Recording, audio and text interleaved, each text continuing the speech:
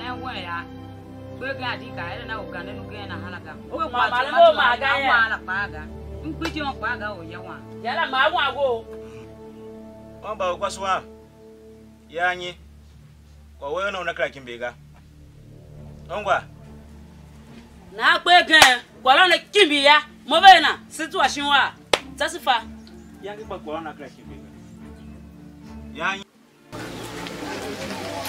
Basumba zuwa ka na jere dido. Ka ya kala takala.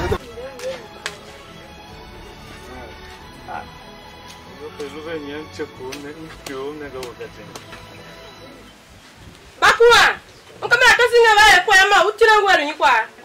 Da hula de sumo gam so ngwa shu yoga. Kam la mna ba. Kam kwa kwali na ha. To tele mo, kai kwa kwali.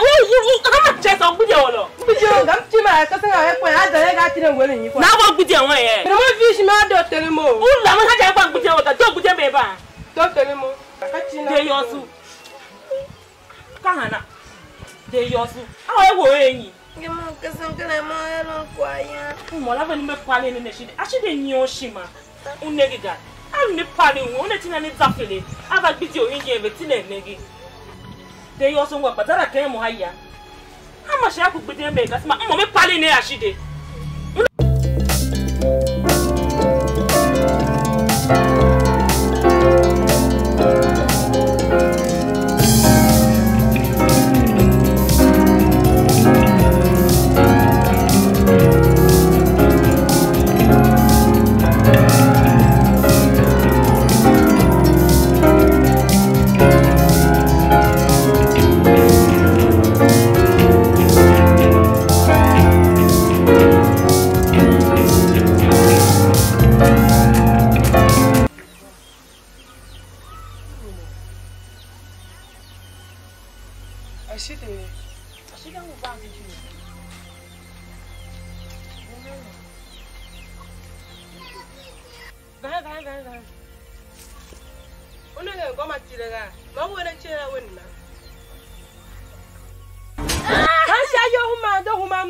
Ashide Kai kwa. we la me no ki ben bra. To tele mo ga. Kom ye ne he ya. Awo Angela. Te woni. We shi no ru taki. To ru zo ru chi la. Ayi la, sila. Akai ne ni kerun wo. Eni bona wo. Une na na ivere. Chona zo ru chi. Ve nege ya. Na une e kwa na. Ni ngwa. Onda se ngon kwa soto. E wo na ha se ngwa. Esham. Ba mo yo langa mgu ezuwa oga. Esham. Ezuwa o ya ngon ma ba tesu. Esham wo. Chi ma tesi teri pa. Ka Ashide ezuwa yo ina ma ave mo ka etowe ma. Ndu mo kem na we. Ndu mo kem na we. Ashide. Ka pe ka la ma ne mojera. Ashide. Fa we mrumo kan gba wo vese. Ungwa. Dem zaki yo fele nda ye kwa ma mi.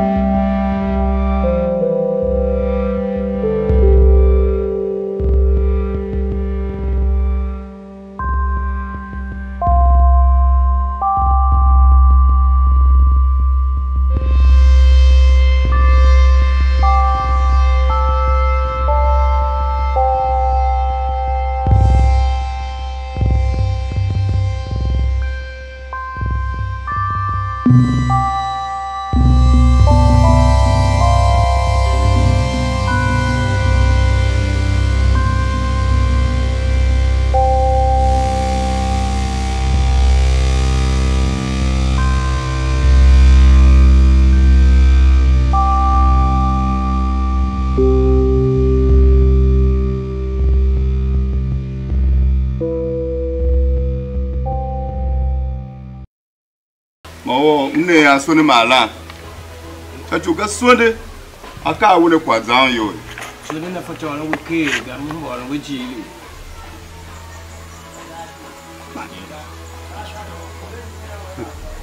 Me am nenge me mo de so ni mala. Ku ka mo de se. Yes wonder ho. Atu pine so de kwai. De ona la. So ni ya zadwa so ngwa.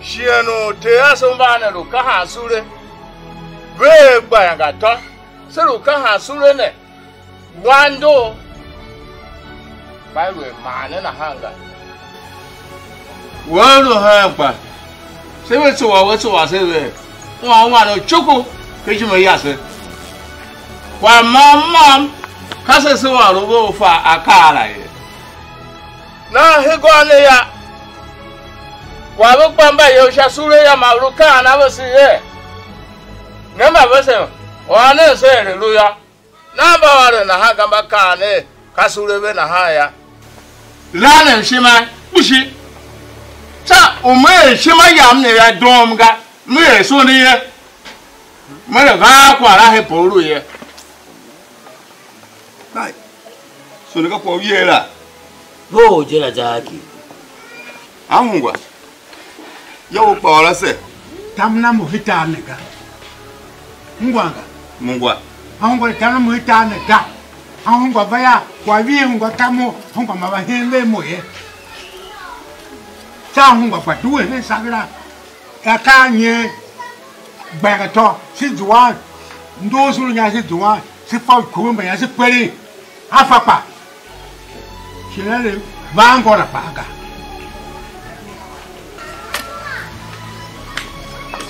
Zaki. Ona veto. To mungu akawa na taluo wala mahachi shima guma wambe.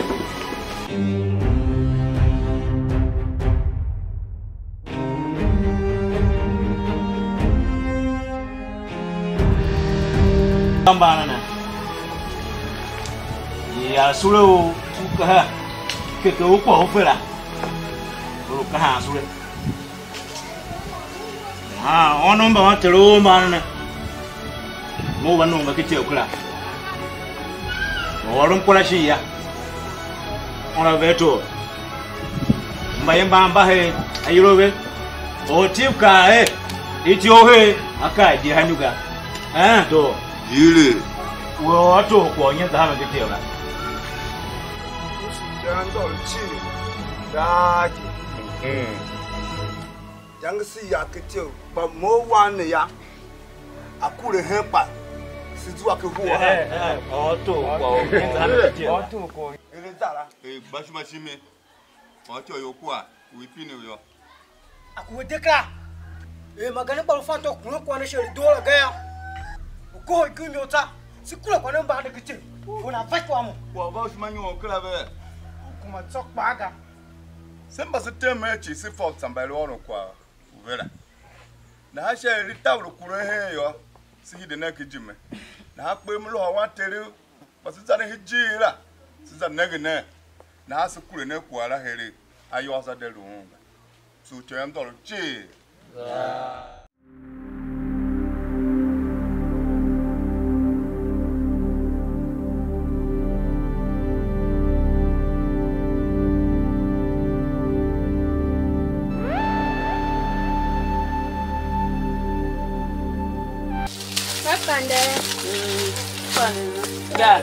Wambago. Shungu je. Mgu. Kula nanga woga moza mape. Mza apega. Tam nanga woga. Wambago ngoli awewe. Hapa. Makalem tu. Iliamne. Alosilami hingonga. Be shome yasa. Kana hana. Katorusha. Jose zahache wantono banye mhari kwira. To abe yeni haya. Uzahira le kwa ya. Wan yo panya buluwe.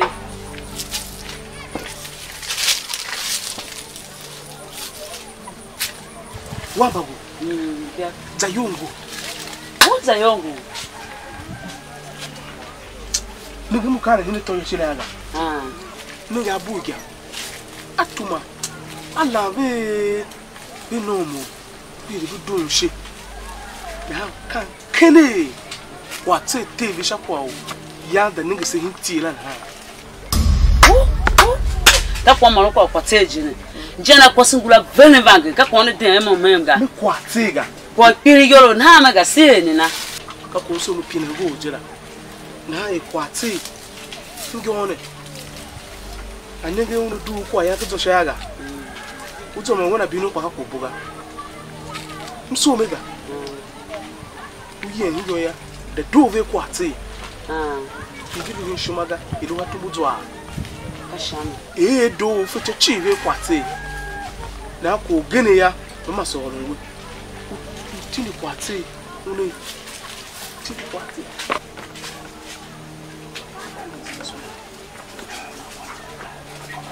Kapa bujira. Kashama. Na ngwa ni ngwa mo na kapa bujira. Kapa. Hala bo. Mega.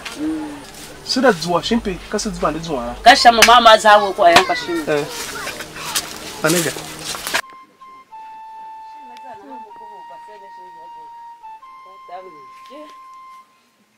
Oya no nguje pa. Ba wo pande ba. Opande na. Ka kwa wa. Manko wa kwa tse heje pa. Na, ewe ha. Yongi be. Na be ma. Ka tu nyashi. Na be kashine. Kaza yoga. Mba mama na be kwasuwo kwate. Ha za yo ese bakase. Ngo ka kwa yoguga. Ta kwa ra nege mo. I'm so. I'll take what's one.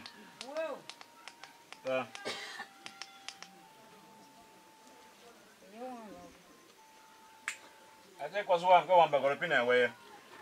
Wamba upande vega. Kwate upande vega. Mba hewe. Mama na hewe.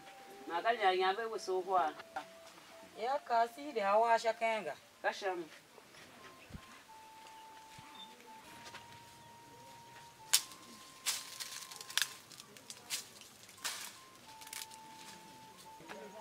Kwase uma.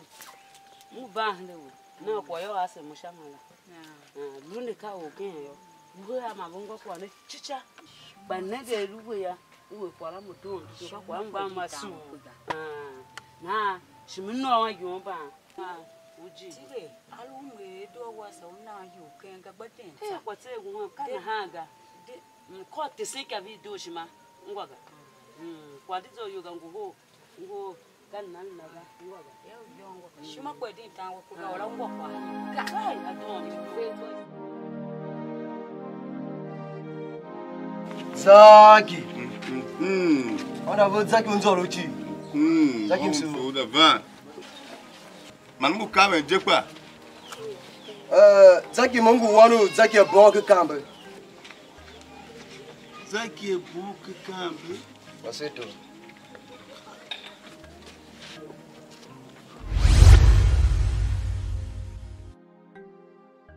Wonu ba be hire shimashimi ma batese asiri wa yoro sinakrana. Masinagi yangi temble ise kwala.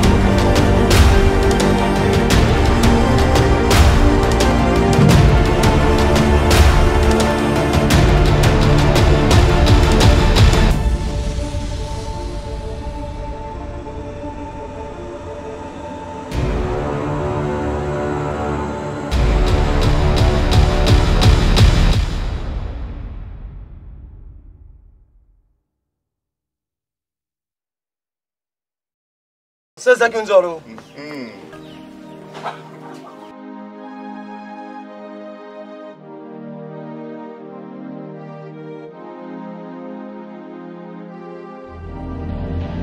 Kasha memka shima gaiti batini we kwa juwe yuchi we kwa juwe be we ya ba we no yo ukini be chi be gabada chi ka shima gaiti batini to fight bafa alu be he na ha we ba ko bu sha kire to nam jene alu bu we na ha jam ko wan yo ko gbe na la le me ko ro be nyama so so ojende jade vama mi yen kashane korobe ka shumaga jona kitabe chi ka shumaga alichone yu kondo ya ka shumaga alitane yelo ama na president na higi na haya ka shumaga korne so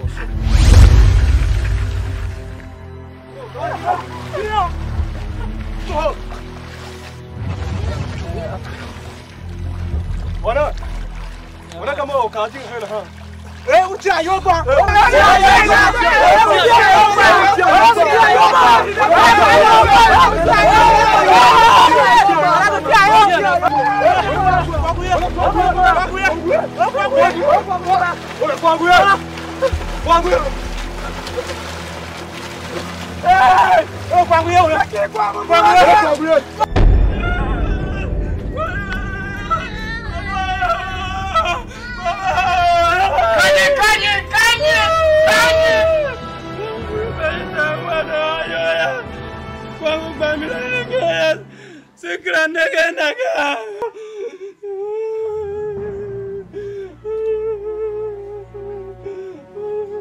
Kawe tagbile.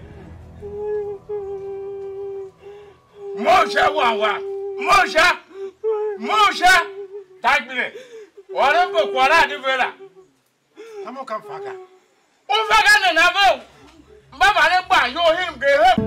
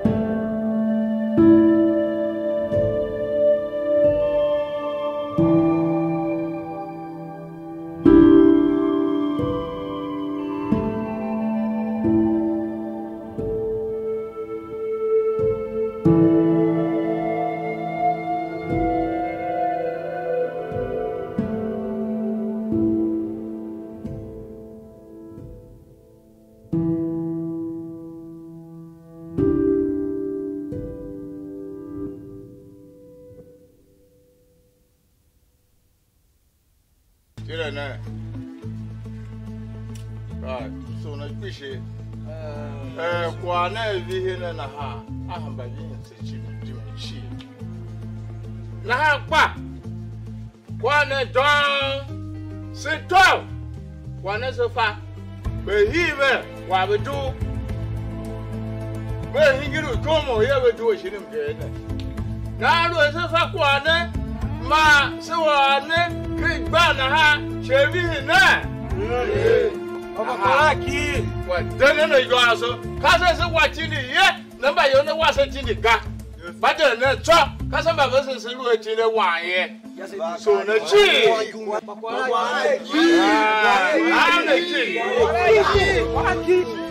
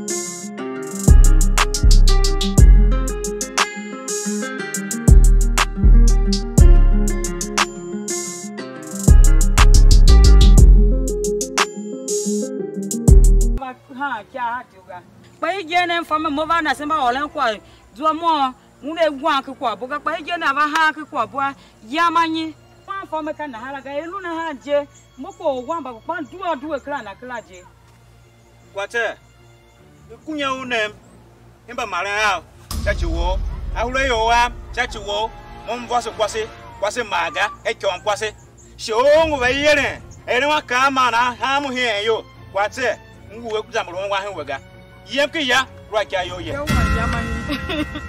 O ye wan bio ya iwe kanyi jime. Angaga. Ayu.